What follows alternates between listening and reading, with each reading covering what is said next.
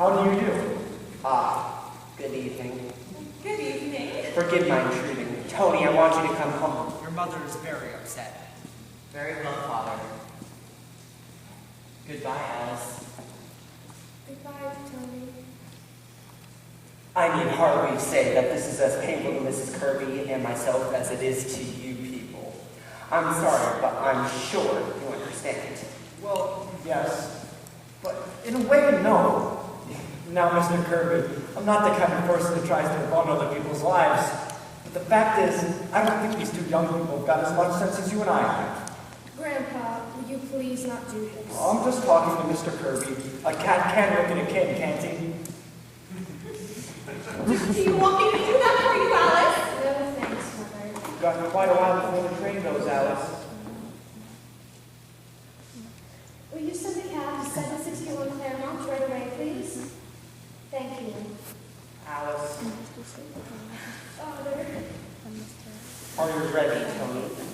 Oh, Mr. Kirby, I suppose after last night you think this family is pretty crazy. Oh no, I wouldn't say that. Although I'm not accustomed to going out to dinner and spending the night in jail. Oh, you've got to remember, Mr. Kirby, you came in on the wrong night. Now tonight, I'll bet you nothing will happen at all. Maybe. Mr. Vanderhoff, it was not merely last night that convinced Mrs. Kirby and myself that this marriage would be unwise. Father, I can handle my own affairs.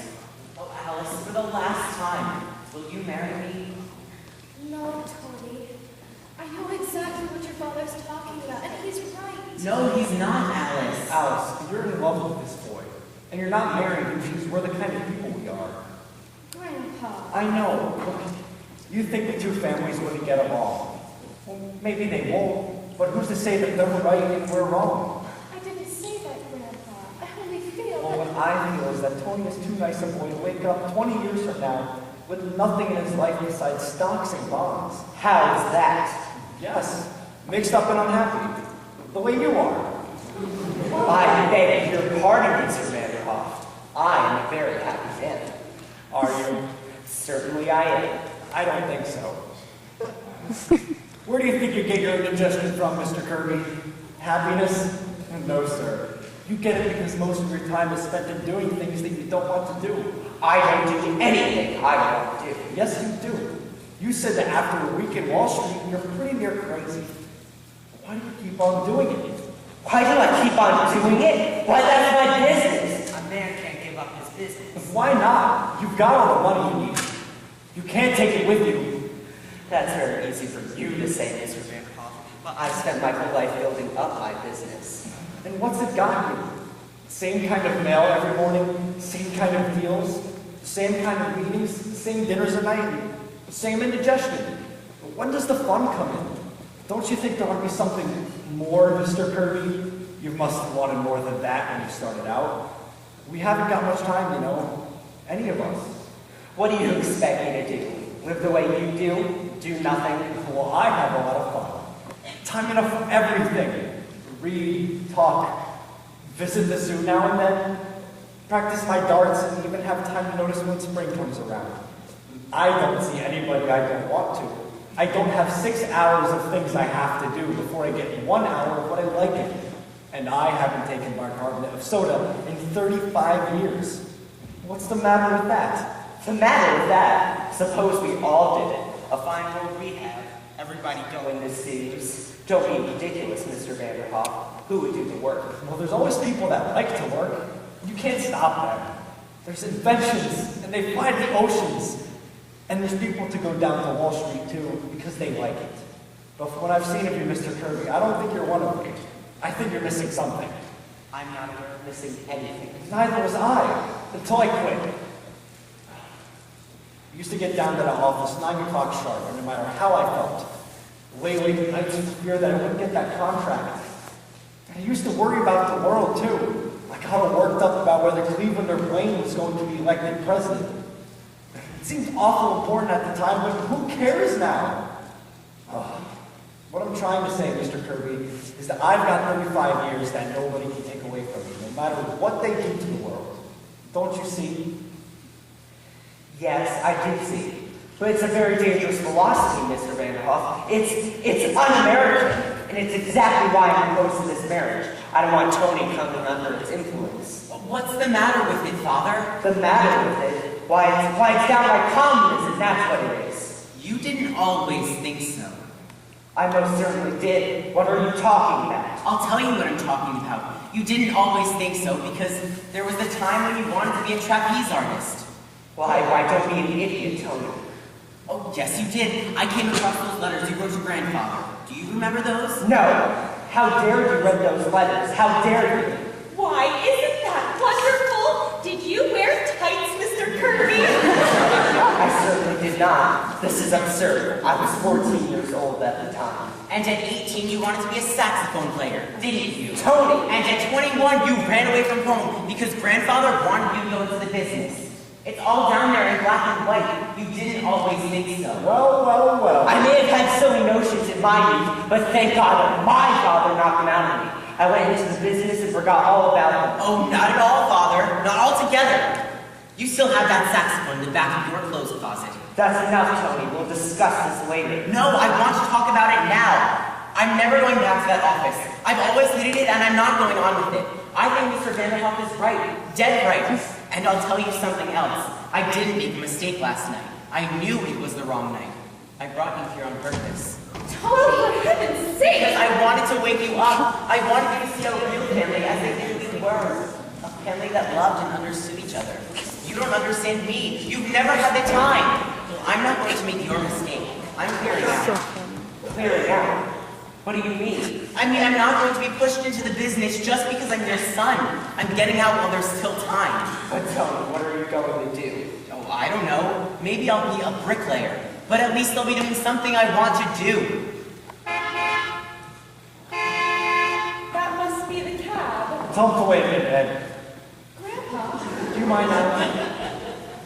Look, Mr. Kirby, Tony is going through just what you and I did when we were his age. And I think if you listen hard enough, you can hear yourself saying the same things to your father 25 years ago. We all did it, and we were right. Now, how many of us would be willing to settle when we're young for what we'll eventually get? All those plans that we made, what happens to them? It's only a handful of the lucky ones that can look back and say that they even came close. So before they clean out that closet, Mr. Kirby, I think I'd get a few good hours in on that saxophone. I beg your pardon, but before I make inquiries, how many will there be to dinner? Your Highness, may I present to you Mr. Anthony Kirby and his son, Mr. Kirby Jr., the Grand Duchess Olga Katrina. How's that? How do you? Before I make inquiries, how many will there be for dinner? Oh, I've made quite a stack of them, Your Highness. You can't ever tell. Good. This are always only over the not distributed with this. Who did you say that was again, Mr. Vanderhoff? Oh, the Grand Duchess Olga Katrina? Oh, she's cooking the dinner. Oh. And speaking of dinner, Mr. Kirby, why don't you and Tony both stay? Oh, do stay to dinner, Mr. Kirby. We've got all that stuff we were going to have last night. I mean, tonight. Looks like it's going to be a pretty good dinner. That'll kind of give us a chance to get acquainted. Now, what do you say? How about it, Father? Are we staying to dinner? Why, if you care to, Tony, I'd like to. Very much. Now, if Alice could send away that cab, Mr. Vanderhoff. Well, how about it, Alice? It's going to be a really nice crowd. Don't you think you ought to stay to dinner? I'm saying, Alice. The families ought to get to know each other, don't you think? Mr. Kirby. Tony. Oh, darling. You're wonderful, Grandpa. Oh, I've been telling you that for years.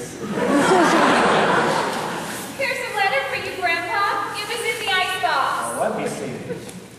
Oh, the government again. How do you do, Mr. Kirby? How do you do? Now, if you'll step into my office, Miss Sycamore, I'd like to do a little dictating. I'd better tell that cab. Well. What is it, Grandpa? The United States government apologizes. I don't owe them a nickel. It seems I died to them 8 years ago. Why, what do they mean, Grandpa? Oh, do you remember Charlie the milkman buried underneath my name? Yes. Well, I just told them that they made a mistake, and that I was Martin Vanderhoff Jr. So now they're very sorry, and they may get a refund. Oh, Grandpa, you're an old crook. Sure. Pardon income tax again, Mr. Vanderhoff. Oh, nice, my friends. You are going to eat. Hello there. How do you do? Fine, glad to see you. What has happened? Oh, he's relaxing. Well, that's right. Play something, Ed. Everything will be ready in a minute. You can sit down. Come on, everyone, dinner's ready. Come on, Mr. Kirby. Yes, I'm coming. Essie, will you stop dancing and come to dinner? Oh, but you must be careful of your indigestion. Nonsense, I haven't any indigestion. Can you go slow this dinner? Quiet, everybody, quiet. Well, sir, here we are again. Things seem to be going along just fine. Alice is going to marry Tony, and it looks as if they're going to be very happy. Of course, the fireworks blew up, but that was Mr. DePin's fault. We all got our hope, and as far as anything else is concerned, we'll leave it to you. Thank you. Do you like